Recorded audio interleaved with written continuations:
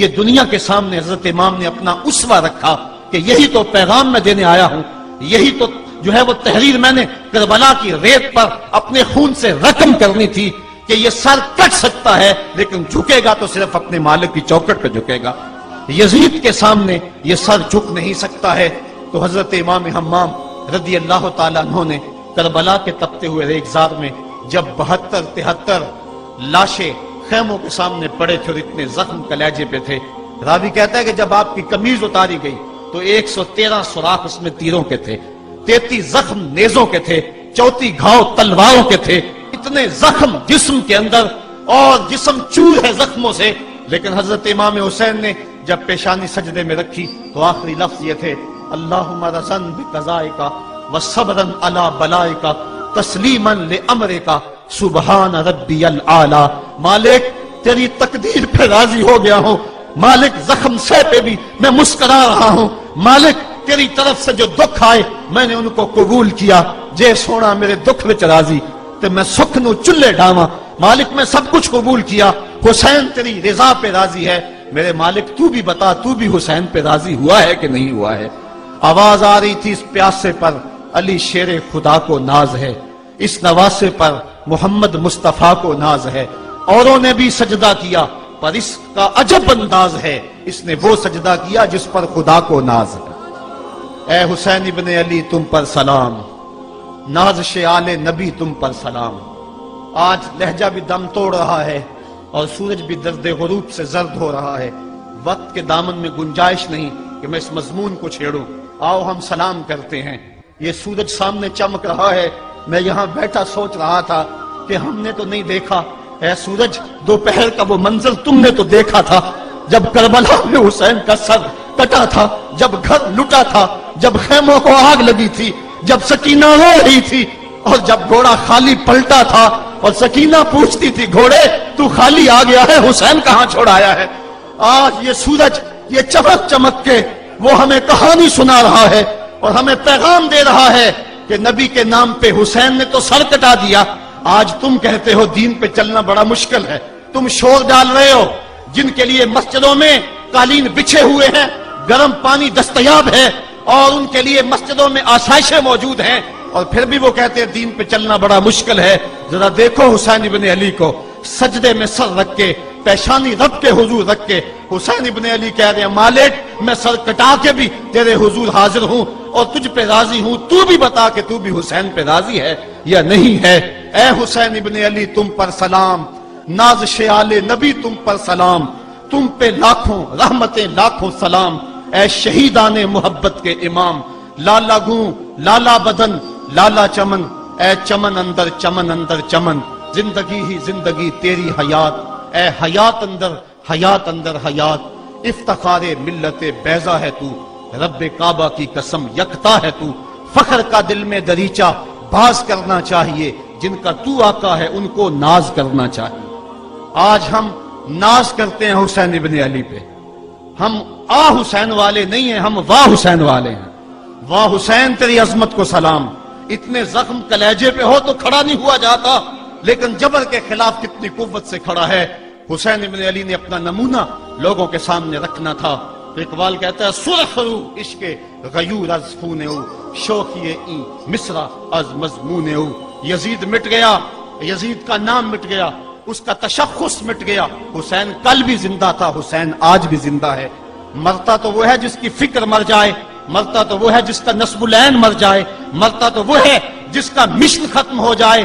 حسین کا نسب العین زندہ، حسین کی فکر زندہ، حسین کا مشن زندہ، حسین زندہ، حسین کا نانا بھی زندہ۔ آج بھی ہزاروں کروڑوں اربوں انسان حسین کا نام لے کے جی رہے ہیں۔ میں کہتا ہوں اگر کوئی یزید کا نام بھی لیتا ہے تو وہ سر جھکا کے دیتا ہے۔ کیسا تمہارا لیڈر ہے جس کا نام لیتے ہوئے بھی تمہیں شرم آتی ہے؟ نام لینے سے پہلے سر جھکاتے ہو، نام لیتے ہوئے پسینہ پسینہ ہوتے ہو، نام لینے کے بعد منہ چھپا لیتے ہو۔ تمہیں اپنے قائد اور اپنے لیڈر کا نام لیتے بھی شرم آتی ہے، اور جب ہمارے لبوں پہ نام حسین آتا ہے ہمارا قد اونچا ہو جاتا ہے، ہمارا سر فخر سے بلند ہو جاتا ہے۔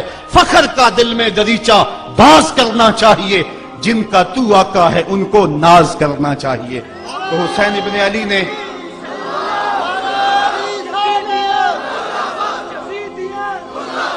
کسی نے کہا تھا کہ یہ دو شہزادوں کی جنگ تھی، تو کسی نے بڑا خوبصورت جواب دیا. اس نے کہا کربلا جنگ تھی اگر دو شہزادوں کی، قلم میں زور ہے تو لکھو حسین ہار گئے، لہجے میں تنتنا ہے تو لکھو حسین ہار گئے، انداز میں زور ہے تو کہو حسین ہار گئے. زمانہ کل بھی کہتا تھا، زمانہ آج بھی کہتا ہے، حسین کل بھی جیتا تھا، حسین آج بھی جیتا ہے. جب حضرت امام حسین رضی اللہ تعالیٰ عنہ کا سر انور کاٹ لیا گیا اور خولی بن یزید نے نیزے کی نوک پہ اس کو رکھا، ویسے رخ سر کا زمین کی طرف سے تھا. کسی نے کیا خوب کہا، باں کے سر نیزے پہ اور سوئے زمین ہے روح، یعنی سجدہ ثانی کی ہے آرزو.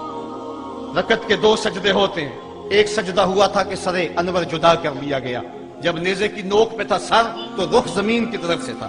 شاعر کہتا ذرا غور سے دیکھو سر حسین کیا کہہ رہا ہے. سر حسین کی پیشانی زمین کی طرف ہے، پیشانی میں دوسرے سجدے کی آرزو مچل رہی ہے.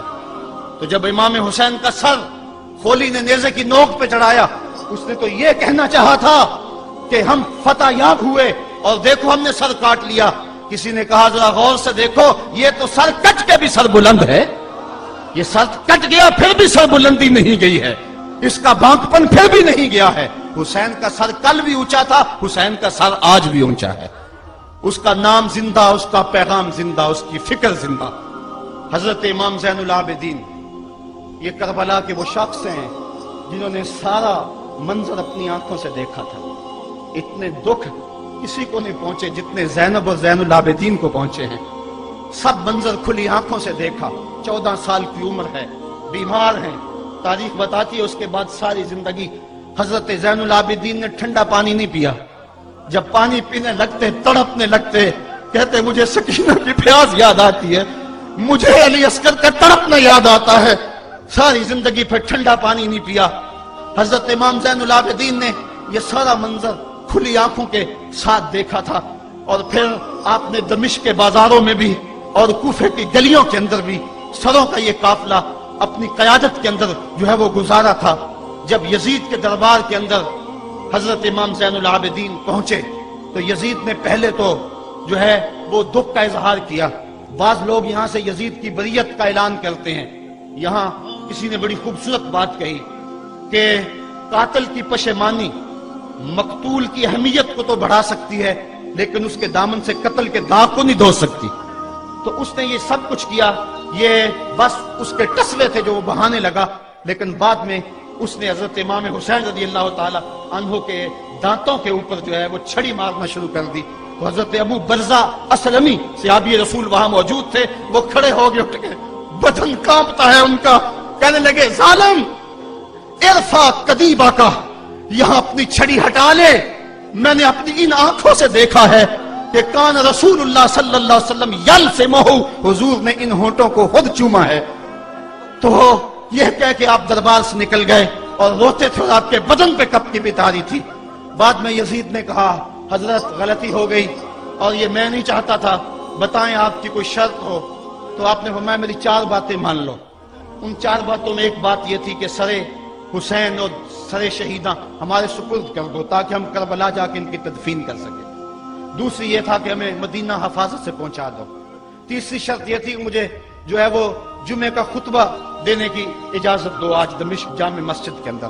چوتھی بات آپ نے یہ فرمائی کہ قاتلان حسین جو ہے وہ میرے سپرد کرو. اس نے کہا ہاں کون ہے قاتل حسین کا؟ لوگوں نے کہا خولی ہے. خولی نے کہا میں نے قتل نہیں کیا، یہ سنان بن انس نخی نے کیا ہے. سنان بن انس نخی کو کہا ہاں تو بتا. کہنے لگا میں قتل کیوں کرنا تھا، یہ تو شمر ذل جوشن نے کیا ہے. شمر ذل جوشن کو کہا تو بتا. کہنے لگا میں نے قتل نہیں کیا، میرا کون سا حسین نے کچھ بگاڑا تھا، قتل اس نے کیا ہے جس کی حکومت کو خطرہ تھا. تو یہ ہے وہ ہے قاتل حسین کا. اب یزید کہنے لگا تمہاری یہ شرط تو میں پوری نہیں کر سکتا، یہ بات تو پوری نہیں کر سکتا، اب خطبہ دے لو. اب حضرت امام زین العابدین خطبہ دینے کے لیے کھڑے ہوئے. خطابت تو اس گھر کی لونڈی ہے، جب یہ بولتے ہیں تو حکمت کے موتی دولتے ہیں.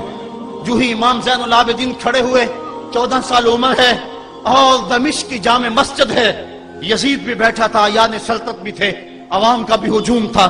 جب آپ نے خطبہ شروع کیا لوگ زاروں کے تار رونے لگے اور آپ نے اہل بیت کے مناقب جب لوگوں کے سامنے رکھے تو یزید گھبرا گیا کہ کہیں لوگ میرے گریبان تک نہ پہنچے. اس نے مؤذن کو اشارہ کیا جلدی جلدی اذان پڑھو. تو جب اس نے کہا اللہ اکبر اللہ اکبر تو حضرت شہزادہ زین العابدین نے کہا کہ اس کے اندر کوئی شک نہیں کہ اللہ سب سے بڑا ہے. جب شہادتین کا کہا اشہد ان لا الہ الا اللہ، حضرت امام زین العابدین نے اس کے جواب کے اندر کہا ہاں ہاں اللہ کے علاوہ کوئی معبود نہیں ہے، اس کی گواہی ہم نے خون سے دی ہے، ہم نے اپنے لہو سے دی ہے اس کی گواہی. اور پھر اس کے بعد جب اشہد ان محمد رسول اللہ پہ لفظ آئے تو حضرت امام زین العابدین نے کہا یزید دیکھ اب اذان کے اندر تیرے نانے کا نام ہے یا میرے نانے کا نام ہے؟ آج بھی منبر پہ میرے نانے کا نام ہے.